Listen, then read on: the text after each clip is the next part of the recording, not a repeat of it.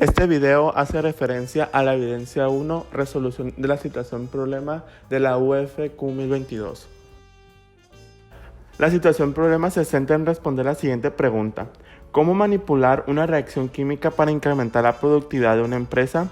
Con el objetivo de optimizar el proceso de producción de acetato de etilo, considerando los diferentes parámetros que involucra una reacción química reversible.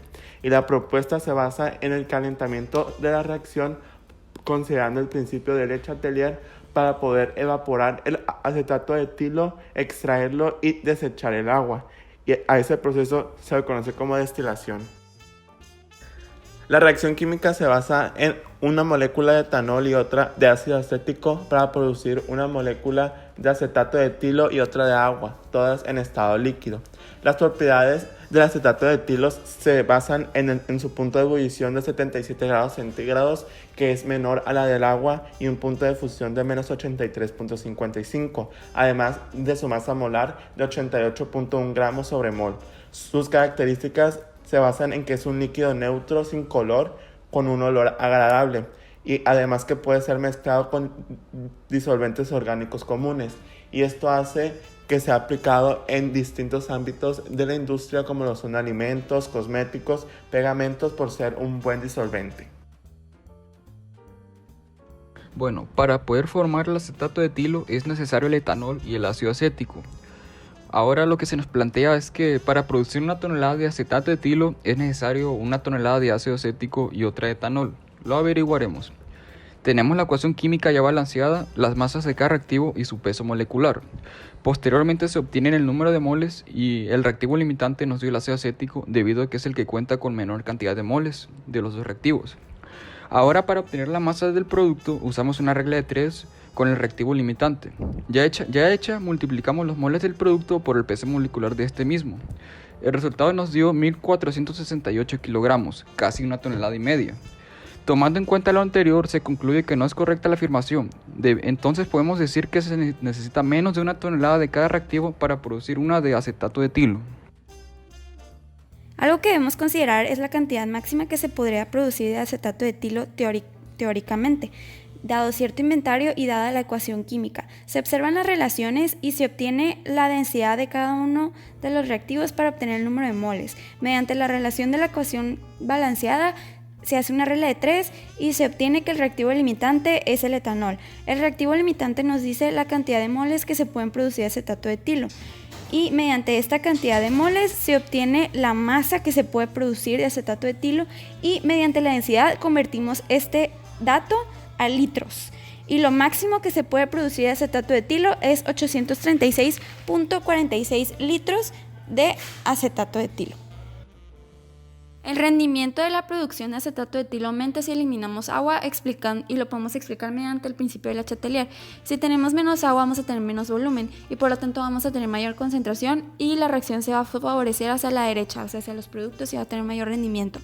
Si consideramos que la reacción es endotérmica porque su entalpía es mayor a 0 y el calor específico del agua es muy grande, si tenemos menos agua, la temperatura del sistema va a tender a aumentar y vamos a tener mayor rendimiento. Si consideramos que tenemos todo el sistema en un contenedor estático, la presión va a ser igual a la densidad por la gravedad por la altura. Si tenemos menos agua, vamos a tener menos densidad y por lo tanto menos presión y mayor rendimiento. Para saber cómo podemos eliminar el agua de esta reacción es necesario conocer si es una reacción exotérmica o endotérmica. Como la entalpía es positiva, entonces concluimos que es una reacción endotérmica.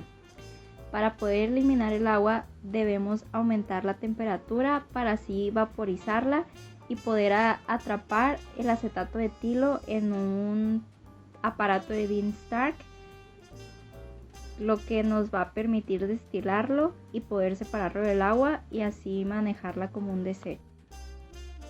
Existen más formas de favorecer la producción de acetato de etilo. Esta, al ser una reacción endotérmica, según el principio de Le Chatelier, es necesario elevar la temperatura.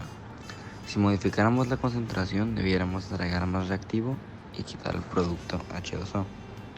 Y si modificáramos el volumen, deberíamos eliminar el agua posible para favorecer a los productos, debido a que los reactivos se encuentran en mayor proporción. Se le conoce al acetato de etilo por ser un excelente solvente debido a su alta selectividad y su bajo impacto en el ambiente, aplicado en distintos procesos químicos, por ejemplo, en la separación de compuestos, como lo es la descafeinización y además en la producción de jabones, llegando a trabajar a altas temperaturas. Las propiedades de acetato de etilo que pueden ayudar a promover su uso en procesos verdes se pueden explicar a lo largo de su ciclo de vida. Su producción es muy eficiente energéticamente porque requiere poca energía para ser producido y tiene mucho rendimiento. Su transporte es fácil porque tiene un amplio rango de temperatura en estado líquido y además, como no es muy volátil, no implica un riesgo y esto también se puede aplicar a la manipulación o uso, pues no implica un riesgo para los que lo usan, tiene baja viscosidad y además es considerado un disolvente universal por algunos. Su desecho es muy fácil porque no es cancerígeno, corrosivo o dañino para la capa de ozono y además es biodegradable. Gracias a los datos proporcionados por la empresa pudimos determinar la rapidez con la que se efectúa nuestra reacción. Esto por medio de la aplicación de las leyes de la cinética química.